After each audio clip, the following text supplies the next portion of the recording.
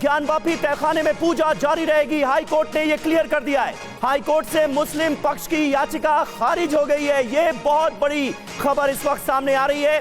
ज्ञानवापी के व्यास जी तहखाने में रोजाना 5 बार आरती हो रही है, पूजा अर्चना हो रही है। यह सिलसिला जारी रहेगा।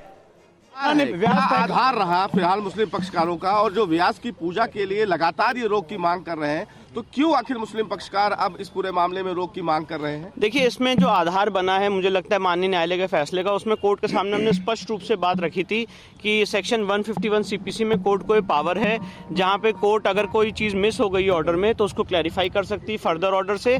और साथ ही साथ जो उस केस की हिस्ट्री है वो एक बहुत ही चेकर्ड हिस्ट्री है कि व्यास परिवार बराबर नवंबर दिसंबर 1993 तक वहाँ पे पूजा पाठ करता चला आ रहा था। उसके काफ़ी एविडेंसेस और प्रूफ्स हमने कोर्ट के सामने दाखिल किए थे। इसलिए मुझे लगता है, इसलिए आज माननीय न्यायालय ने दोनों पक्षों को सुनने के बाद एक वेल रीजन जजमेंट दिया है, जिससे अंजुमन इंतजामिया की जो दोनों फर्स्ट अपील फ्रॉम ऑर्डर्स थी उसको डिसमिस किया। पूजा पर कोई रोक नहीं है, पूजा चलेगी। नहीं, एक डिटेल्ड जजमेंट से आज दोनों फर्स्ट अपील्स डिसमिस की गई हैं। तो जो डिस्ट्रिक्ट जज का ऑर्डर था वो प्रभावी है और वो ऑर्डर इंप्लीमेंट हो चुका है। क्या ऑब्जर्वेशन दिया जजमेंट में? देखिए, अभी तो डिटेल्ड जजमेंट फॉलो करेगा तो उसको हम पढ़ेंगे, उसके बाद आपको बताएंगे। पर जो ऑपरेटिव पोर्शन है कोर्ट के ऑर्डर का वो मैं बता रहा हूँ कि एफएफओ जो है उनकी डिसमिस कर दी और पूजा पे कोई रोक नहीं, पूजा नियमित रूप से चलती रहेगी। देखिए, विष्णु शंकर जैन को आप सुन रहे थे और इस वक्त हमारे साथ पंकज झा मौजूद हैं। पंकज, ये बहुत बड़ा फैसला है इलाहाबाद हाईकोर्ट से, क्योंकि मुस्लिम पक्ष उम्मीद जता रहा था कि उनके हक में फैसला आएगा, लेकिन ऐसा हुआ नहीं है। सुनते हैं एक और वकील को। The Vyas seller in Gyanvapi complex will continue. Thank you. अंदर लेना, अंदर हुए उसको खारिज कर दिया है और ये कहा है कि जो ऑर्डर था डिस्ट्रिक्ट जज का वो सही था। वहाँ जो पूजा हो रही है एज इट इज होती रहेगी। अच्छा, पूजा होती अपॉइंटमेंट ऑफ रिसीवर जो डीएम को किया है वो सही है, वो गलत नहीं है। 17 जनवरी और 31 जनवरी का जो आदेश है वो एज इट इज रहेगा। वो उस आदेश के खिलाफ थे ये, वो दोनों ही आदेश एज इट इज रहेंगे। अच्छा, इसके अलावा मुस्लिम पक्ष के पास अब क्या विकल्प इसके अलावा ये है कि या तो वो यहाँ रिव्यू दाखिल करें, रिव्यू नहीं करेंगे, जहां तक है कि वो एसएलपी करेंगे, सुप्रीम कोर्ट जाएंगे। अच्छा, सुप्रीम कोर्ट वो पहले भी गए थे, वहां से कहा गया था कि यहाँ पर सुनवाई करें। वो सुनवाई यहाँ पे करे, वो अर्जेंसी में गए थे। अब यहाँ पे जो टेक्निकलिटी है वो खत्म हो गई, यहाँ की रेमेडी उन्होंने अवेल कर दी। अब इसके बाद वो सुप्रीम कोर्ट जाएंगे, एसएलपी करेंगे। इसमें उनके पास जो अब ऑप्शन है वो है एसएलपी का। क्योंकि दोनों याचिकाएं खारिज हो गई हैं। दोनों याचिकाएं खारिज हो गई जी। मुस्लिम पक्ष को इलाहाबाद हाई कोर्ट से बड़ा झटका लगा है और इसके साथ तो देखिए, मुस्लिम पक्ष को यह बड़ा झटका लगा है करुणा, क्योंकि इलाहाबाद हाईकोर्ट का रास्ता खुला है। जिला अदालत के फैसले के बाद यह कहा गया था, अब इलाहाबाद हाईकोर्ट ने भी ये क्लियर कर दिया है कि पूजा जारी रहेगी।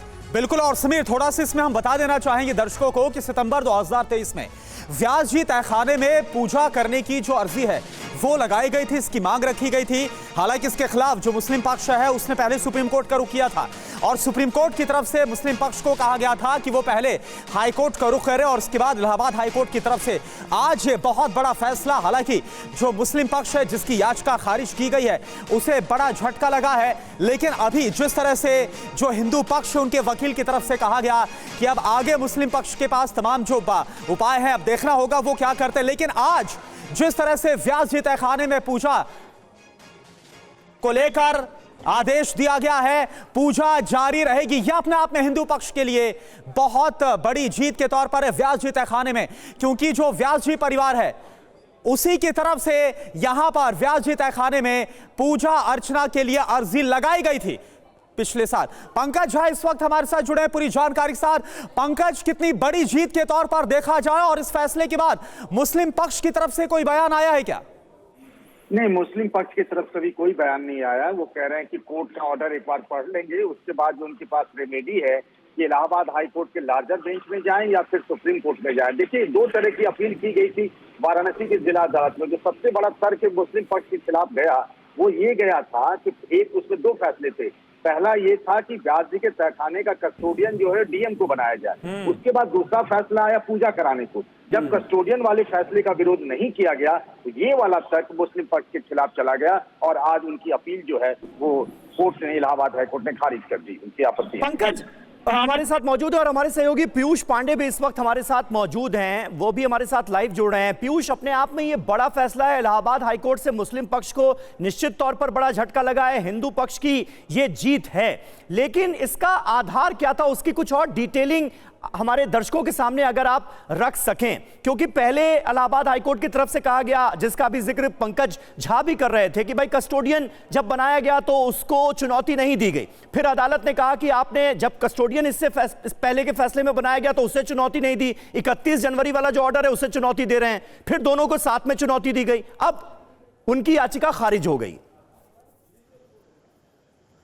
जी बिल्कुल समीर, देखिए पहले एक तकनीकी खामी हुई थी जिसकी वजह से ऐसा हुआ था। हाँ। उसके बाद जब मुस्लिम पक्ष ने इस मामले में अपनी स्थिति को स्पष्ट कर दिया और तकनीकी खामी को भी दूर कर दिया, हाँ। लेकिन उनके पास ये आधार नहीं था और ना ही वो ये स्पष्ट कर पाए कि 31 साल पहले वहां पर पूजा नहीं होती थी, और 31 साल से जो पूजा नहीं हो रही थी उसकी वजह भी हिंदू पक्ष ने स्पष्ट कर दी थी कि राज्य सरकार की ओर से एक मौखिक आदेश दिया गया था, और उसी वजह से दिसंबर 1993 में पूजा करना बंद कर दिया गया था उसके बाद। और यही वजह थी कि 31 साल बाद 31 जनवरी को जो बनारस की कोर्ट थी उसने पूजा करने की इजाजत दी व्यास तहखाने में, और फिर उसके बाद मामला इलाहाबाद हाईकोर्ट पहुंचा और इलाहाबाद हाईकोर्ट ने दोनों पक्षों को गौर से सुना। खास बात ये थी कि इलाहाबाद हाईकोर्ट ने ये साफ कर दिया था कि मुस्लिम पक्ष ये स्पष्ट करने में साफ ठीक है, नहीं एक और अधिवक्ता की बाइट इस वक्त हम सुना देते हैं अपने दर्शकों को, वो क्या कह रहे हैं इस फैसले को लेकर, फिर मैं वापस आता हूं पीयूष। बाद 31 जनवरी के फैसले में उन्होंने पूजा पाठ जो पूर्व में है 1993 तक जो है पूजा पाठ जो है धार्मिक क्रियाएं व्यास परिवार द्वारा जो किया जाता था, सारी क्रियाएं धार्मिक क्रियाएं, उसको पुनः बहाल करने का आदेश जो है माननीय जिला कोर्ट ने दिया था 31 जनवरी 2024 के फैसले में। इसके खिलाफ जो है वो अपील में चले गए थे, हाई कोर्ट गए थे, जहां हाई कोर्ट ने भी सुनवाई किया जो पिछले दिन, और सुनवाई करने के बाद फैसले को सुरक्षित रखा था। और आज हाई कोर्ट ने भी, माननीय हाई कोर्ट ने भी ये माना कि वहाँ पूजा होती थी, धार्मिक क्रियाएं होती थी, और 1993 में बिना किसी दस्तावेजी, किसी प्रमाण, किसी आदेश के, लिखित आदेश के जो है उन्होंने जो है सोच पूजा पाठ और धार्मिक क्रियाओं को बंद कर दिया था, जिसको हाई कोर्ट ने भी माना है कि वहाँ पूजा जो है और धार्मिक क्रियाएं, कथा वगैरह तमाम राग भोग हुआ करता था। इसलिए जो जिला कोर्ट का फैसला रहा है उसको बहाल करते हुए, उसको पुनः जो है उसको न्यायोचित मानते हुए उस पर जो मुहर माननीय हाईकोर्ट ने लगा दिया है। और हमारी और पंकज झा हमारे साथ मौजूद हैं। पंकज, जरा डिटेल में बता सकते हैं आप अदालत में आज क्या क्या हुआ, या फिर सीधे इस मामले में क्योंकि सुनवाई हो ही चुकी थी तो डायरेक्ट फैसला आया है? नहीं, डायरेक्ट फैसला आ गया, और इस बात की घोषणा मतलब वेबसाइट पे कल ही आ गई थी कि आज सवेरे सबसे पहले 10 बजे फैसला ही आ जाएगा।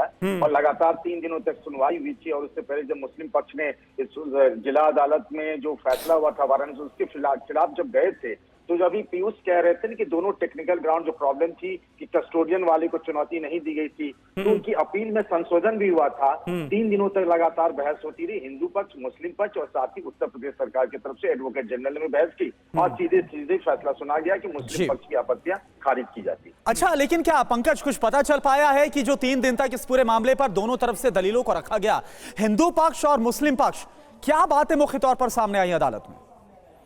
एक तो ये कहा गया कि जितनी जल्दबाजी में मुस्लिम पक्ष की तरफ से कहा गया कि कोर्ट का आदेश आया और हमें रिलीफ नहीं मिला आगे जाने के लिए, और जिस तरीके से वहां के जिला प्रशासन ने पूजा पाठ शुरू करवा दिया, फिर ये कहना कि पहले वहां पूजा पाठ नहीं होता था, तो मुस्लिम पक्ष के तमाम दावों को हिंदू पक्ष की तरफ से खारिज किया गया। उनकी अपनी दलीलें थी। फिर वो लॉ एंड ऑर्डर की स्थिति की बात कही गई, तो यूपी सरकार की तरफ से एडवोकेट जनरल ने कहा कि वहाँ लॉ एंड ऑर्डर की कोई प्रॉब्लम नहीं है, 5 वक्त आरती हो रही है, वहां पर श्रद्धालु जा रहे हैं, और कोई ऐसी व्यवस्था नहीं खराब हो रही है जिससे वहाँ लॉ एंड ऑर्डर की स्थिति खराब हो सके।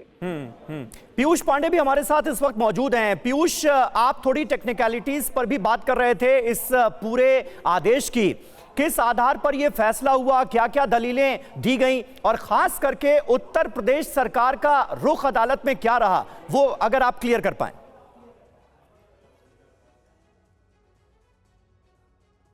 पीयूष तक लग रहा है हमारी आवाज नहीं पहुंच पा रही है। इस फैसले की पूरी डिटेल टीवी9 भारतवर्ष पर हम आपको दे रहे हैं। व्यास तहखाने में पूजा पर रोक नहीं है, यह सबसे बड़ी खबर है इस वक्त की। यह बहुत बड़ा फैसला है इलाहाबाद हाईकोर्ट का, यानी पहले की तरह जिस तरह से तहखाने में पूजा अर्चना का सिलसिला जारी था, हर रोज 4 बार आरती हो रही थी, वो सिलसिला जारी रहेगा, उस पर कहीं कोई रोक नहीं लगेगी। यानी इसका मतलब यह हुआ कि वाराणसी की जिला अदालत ने व्यास जी के तहखाने में पूजा के अधिकार को लेकर जो फैसला किया था वो वैसा ही एज इट इज जारी रहेगा, उस पर किसी तरह की रोक नहीं लगाई है इलाहाबाद हाईकोर्ट ने, जैसी कि मुस्लिम पक्ष ने अपनी याचिका में दरख्वास्त की थी।